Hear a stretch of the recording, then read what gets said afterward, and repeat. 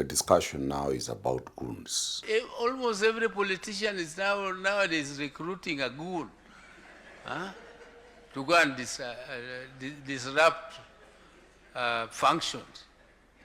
I think that's the nature of goonism, where you have goons who are for hire by everybody. They are hired by both sides. This one hires them today, tomorrow you go and hire them and you pay them and they come, and that's nature of goonism. We as leaders should take care. We must make sure that culture is stopped completely. Welcome to Court Helicopter Explainer. We have seen goons at All Saints Cathedral, a church that has a lot of history to this country. Goons invading a holy sanctuary in the city center. A huge group of young men is captured on CCTV, walking in and harassing everybody. We have also seen goons attack the senator of Vihiga, or Sosi, in a place, an eatery in Kisumu.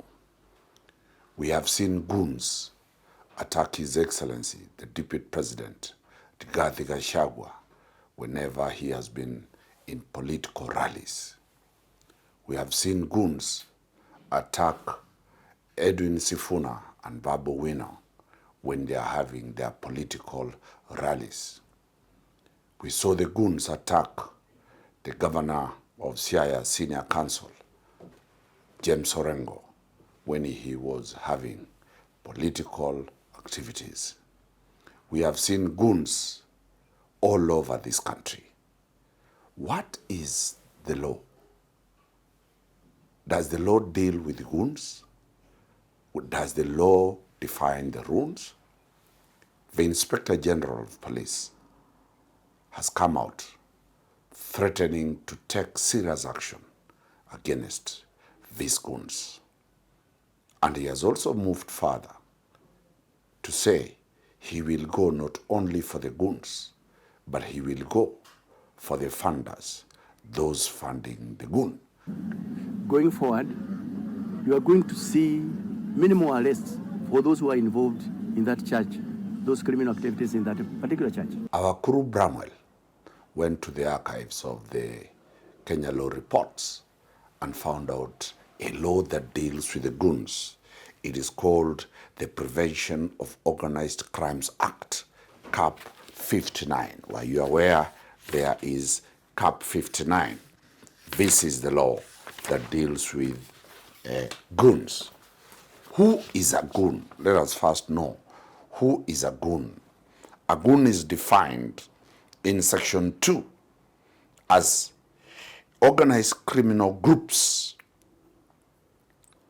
means a structured group of 3 or more persons existing for a period of time and acting in concert with the aim of committing one or more serious crimes, or committing one or more serious crimes in order to obtain directly or indirectly a financial or other material benefit, other advantage for the organized criminal groups or any other member of the organized criminal group, and includes a group declared as an organized criminal group under Section 22 of this Act. So if the goons are more than, if they are 3 and above, so long as they are 3 and above, they do not become goons. The law calls them, they are organized criminals. If they are free. 2, if their intention is to be paid, are these goons paid? Yes. Are they making money? Yes. Are they there for hire? Yes. Therefore, they fall under the definition of an organized criminal gang. What activities define a goon? Part 2, that is Section 3, provides for over 15 activities that the goons can engage and get them. Number one, a person who is in organized criminal activity, a person engages in organized criminal activity where that person A is a member or professes to be a member of an organized criminal group. If you profess, if you are a member of an organized criminal group called a goon or a group of a goon, you fall under these. Two, that person knowingly advises, causes, encourages, or recruits another person to become a member of an organized crime. If you provide advice, if you recruit goons, if you advise somebody to join that group, you will face the same law. Three, if one acts in concert with other persons in the commission of a serious offense for the purpose of obtaining material or financial benefit or for any other purpose, if these goons are there for the purpose of being paid, whether it's 1,000, whether it's 10,000, whether it's 200 shillings, that is a criminal offense. Four, if one is being a member of an organized criminal group, knowing directly or instructs any person to commit a serious crime. Five, if one threatens to commit or facilitate the commission of an act of violence with the assistance of an organized criminal group. Six, if one threatens any person with retaliation in any manner in response to any act or alleged threat of act of violence in connection with organized criminal activity. G, being a member of an organized criminal group with intent to extort or gain anything from any person, kidnaps or attempts to kidnap any person, threatens any person with injury or detriment of any kind. If these goons extort, yes. These goons kidnap, yes. These goons harm, yes. They commit a crime. G, if one is being a member of an organized criminal group with intent to extort, we have dealt with that.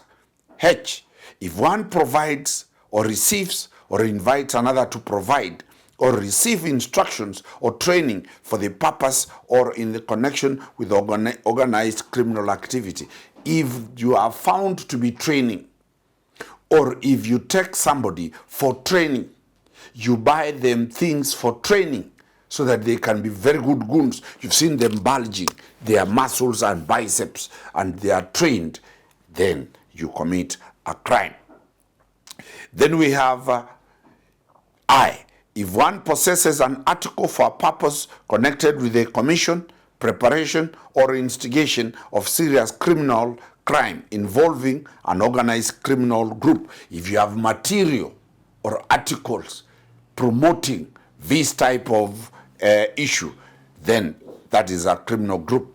J, if one possesses, collects, makes, or transmits a document or records likely to be useful to a person committing or preparing to commit a serious crime, that one, for example, you are sending messages on WhatsApp saying Ososi is here, saying Sifuna is here, saying Gashagwa is here, saying so-and-so is here, come and beat him up. K, if one provides, receives, or invites another to provide property and intends that the property should be used for the purpose of organized criminal groups, if you provide these goons with resources, that is money. Money is property for them to work, or you buy them rungus, or you buy them bakoras, that one is a criminal act. I, if one uses, causes, or permits any other person to use property belonging to an organized criminal group. So if your property is used to hide the goons, after they have finished their job, they attacked the church at All Saints Cathedral, they ran into their homes. If you have rented, they are your tenants, and you hide goons in your premises, you are liable. M, if one knowingly enters into an arrangement where the retention or control by or behalf of another person or criminal group funds is facilitated. If you are retaining the money, if you are the one who has been given by the politicians money to supply the goons, you commit a crime.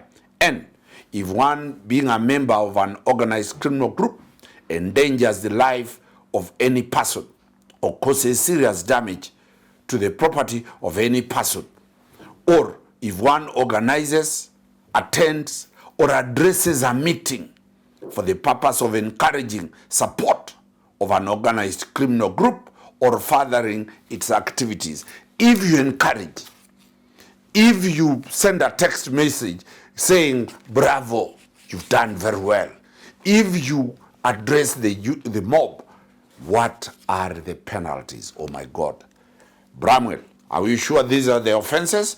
Section 4 says, a person who engages in any organized criminal activity, if convicted, is liable to a fine not exceeding 5 million shillings or to imprisonment for a term not exceeding 15 years or both.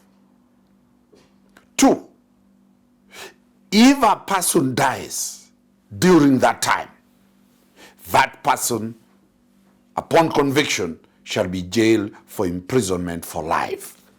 We saw 3 goons appear before Kibera Chief Magistrate's Court. Look at them. Here they are. We saw another goon charged before Kibera Magistrate Zainab Abdul. These ones, if they are going to be convicted, they will go in for life imprisonment if anybody dies. If nobody dies, they are going in with a fine of 5 million shillings or a life imprison or 15 years imprisonment. Young people, are you able to raise this money today? What if these organized crimes take an oath?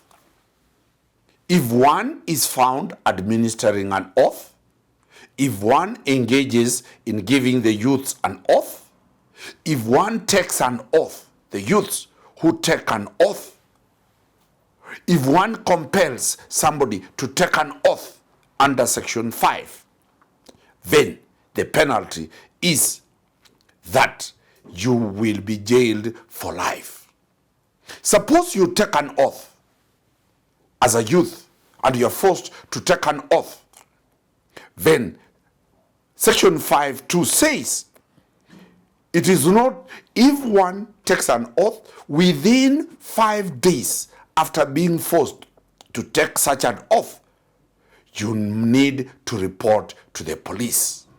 If you fail to report to the police within 5 days, then that oath, you'll not say that you are forced to take an oath by force. That is an oath that you took. Suppose if you are the one aiding or abetting the politicians, the big people, if they are convicted, to a fine not exceeding 1 million shillings or to imprisonment for a term not exceeding 14 years. What if you are a member of an organized criminal gang? You will go in for fine of 5 million or 15 years imprisonment. What are the lessons from this? These goons, these are organized criminals. This is what happened in Haiti. This is what happened in Haiti. Organized crimes, goons taking over, militias taking over. Countries have fallen to militias. They start with carrying rungus, they go to pangas, they go to machetes, they get small arms, they get big guns, they overthrow governments. They become a serious menace into this country. The goons were there when the late Michuki was the Minister for Interior. He crushed all of them. The goons are back from court helicopter. We condemn the acts of goons, and we are urging the Inspector General of Police that under Article 244 and 245, the powers to ensure the safety of every person's property, the safety of every person's life and body is entrusted to the Inspector General of Police. The goons are very, very dangerous people. They will destroy this country. Keep watching from Court Helicopter, and thanks, Bramwell, for getting this law.